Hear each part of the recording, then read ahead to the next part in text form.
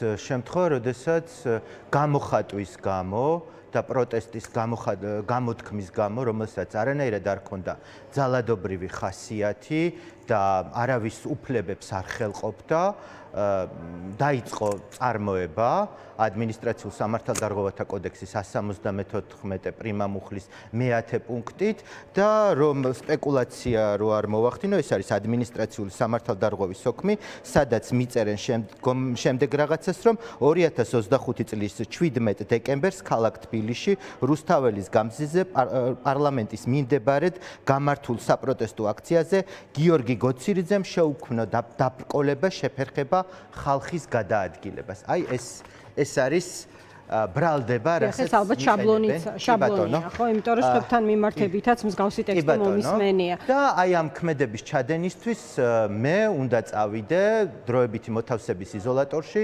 15 დღის ვადით.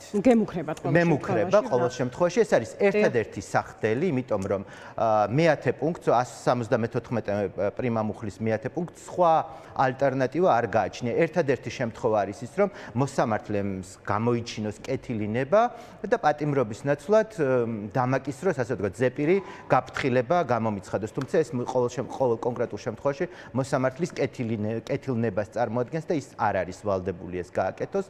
მემუქრება პატიმრობა იმ პირობებში, როდესაც არავის უფლებას არ ვაზიანებდი და თავისთავადაც არავინ არ შემიფერხებია. არსებობს კადრები იმასთან დაკავშირებით. ამაზე უნდა მეკითხა, რა არა აქვს მტკიცებულების სახით შინაგან საქმეთა სამინისტროს ამ შემთხვევაში. რა თქმა უნდა,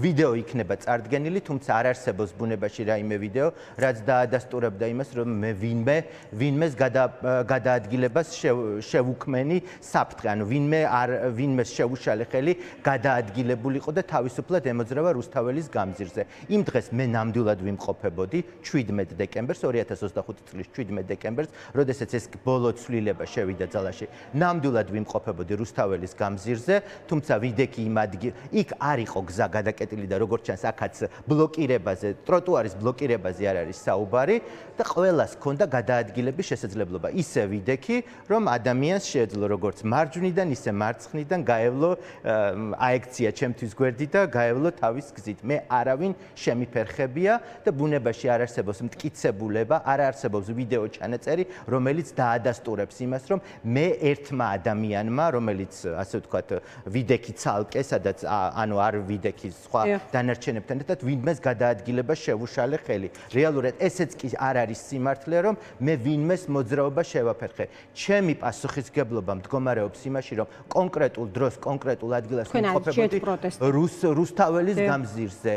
მაგრამ ეს რეალურად ეს არის ფაქტი, ეს არის სიმართლე და საერთოდ სიმართლესთან ახლოსაც არ დგას ის, რომ მე ვინმეს ხელი შევუშალე გადაადგილებაში. როგორც ჩანს, შინაგან საქმეთა სამინისტრო სამართალდარღვევა თვლის ტროტუარზე დგომის ფაქტსაც კი, როდესაც ტროტუარზე შენი სხეულით რაღაცა სივრცე გიკავია, ისე რომ თუნდაც სხვა ადამიანებს არ უშლიდე ხელს. როგორც ჩანს, ეს არის ამ კონკრეტულ შემთხვევაში პრობლემა და რეალურად აქციის ჩატარება არის პრობლემა. ანუ თქვენთან დაკავშირებით აი ეს ქონდა განცხადება გავრცელებული, სადაც იყო ნათქვამი, ეს თქვენზე ხა ერთ კონკრეტულ შემთხვევაზე ვლაპარაკობთ, მაგრამ იცის ჩვენ მომაყურებელმა, რომ ეს დილიდან მიდის პროცესები და შესაბამისი გადაწყვეტილებებიც ცხადდება, მიმდინარეც არის ახლა ერთ-ერთი სასამართლო და ამ განცხადებაში იყო ნათქვამი, რომ ამ შემთხვევაში კონკრეტულად თქვენ, იმიტომ რომ ძალიან წარმატებული კონსტიტუციონალისტი ხართ, რომელიც წლების განმავლობაში ამ საქმეს ემსახურება და ძალიან კარგად გიწყობს საზოგადოება,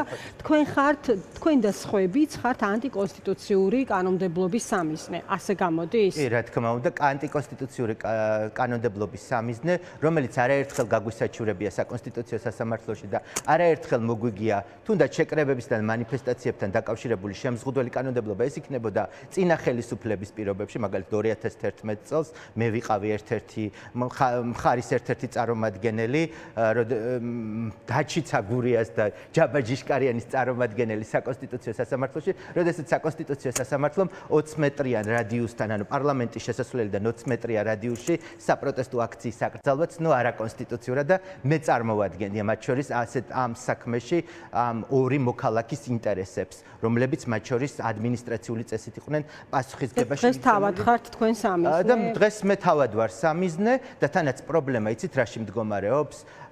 პრობლემა არის ის, რომ ერთადერთი სულაც რომ ხელს ვუშლიდე ვინმეს გადაადგილებაში, მაგრამ თავისთავად ეს ჩემი გამოხატვა იყოს არაძალადობრივი. ასეთ პირობებშიც კი ერთადერთი სანქცია არის პატიმრობა. 15 დღემდე ადმინისტრაციული პატიმრობა სათანადო ალტერნატივის გარეშე. და ესეც პრობლემა. ეს ადამიანის უფლებათა ევროპულ სასამართლოს არაერთ საქმეში, მათ შორის საქართველოს წინააღმდეგ, მაგალითად, გავიხსენებდი გიგა მაქარაშვილის საქმეს, გავიხსენებდი ლაშა ჩხარტიშვილის საქმეს. არაერთხელ დაუდგენია საქართველოსთან მიმართებაში დარღვევა, როდესაც არაძალადობრივ საპროტესტო აქციაზე ადამიანის ყოფნის გამო, თუნდაც თქვათ მოძრაობა ყოფილიყო შეფერხებული, ადამიანების გადაადგილება ყოფილიყო შეფერხებული, პირველივე შემთხვევაში იყო ადმინისტრაციული პატიმრობა გამოყენებული. თავისთავად ადმინისტრაციული პატიმრობა ეს არის სერიოზული დარღვევა, გამოხატვის თავისუფლების სერიოზული შელახვა და ამაზე არაერთხელ მიუღია ადამიანის უფლებათა ევროპულ სასამართლოს, მათ შორის ამ ხელისუფლების პირობებშიც არაერთხელ დაუდგენია დარღვევა და ზუსტად ეს მუხლიც არის ამ ყველაფრის გაგრძელება და კიდევ ერთი. თუმცა ეს არაფერ ხებს სისტემას, რომ კიდევ უფრო რეპრესიული გადაწყვეტილებებით უპასუხოს. კიდევ ერთი ჩვენ ამ კონკრეტულ შემთხვევაში 17 დეკემბერს ყოველ შემთხვევაში ის ფორმალური მოთხოვნებიც კი, რაც ხელისუფლებამ შეიტანა შეკრებებისა და მანიფესტაციების შესახებ კანონში იყო დაცული. 5 დღით ადრე სამმა ადამიანმა შინაგან საქმეთა სამინისტრო გააფრთხილა, რომ 17 დეკემბერს რუსთაველის გამზირზე ტროტუარზე იმართებოდა საპროტესტო აქცია.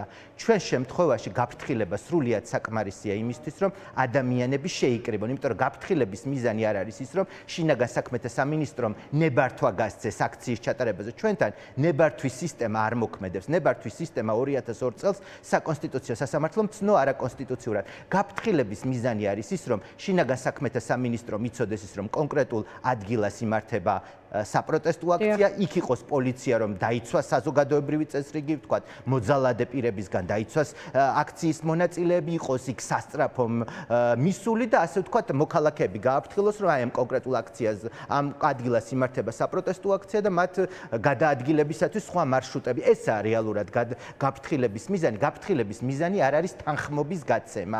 ანუ ჩატარდება თუ არა საპროტესტო აქცია, ამაზე თანხმობას არც ერთ სახელმწიფო ორგანოს ამაზე თანხმობის უფლებამოსილება არ აქვს. ჩვენს ქვეყანაში არ მოქმედებს ესე იგი აქციის სანქცირების ინსტიტუტი. ჩვენთან მოქმედებს გაფრთხილების ინსტიტუტი და საპატრულო პოლიციას თუ შინაგან საქმეთა სამინისტროს არ ქონდა ასეთი მშვიდობიანი აქციის აკრძალვის რომც შემეფერხებინა ვინმეს მოძრაობა, მაგრამ ისეთი აბსურდია ეს, რომ მე ვინმეს მოძრაობას ვაფერხებდი, რომ წარმოუდგენელია უბრალოდ თავადაც ციან გიორგი შეგეპარო, თუმცა აქ რაღაც სხვა ეფექტი შეიძლება ქონდეს ამგვარ გადაწყვეტილებებს ამიზნეთ სხვადასხვა პირების ამორჩევას ამ შემთხვევაში თქვენსაც ამას შესაძლოა აქვს დამაშინებელი ეფექტი სხვებისთვის, რომლებიც ამ დრომდე გამოხატავენ ასე ვთქვათ პროტესტს და უკმაყოფილებას პირველ რიგში ადამიანს რეპრესიული კანონმდებლობის გამოც მათ შორის ერთ-ერთი საკითხია.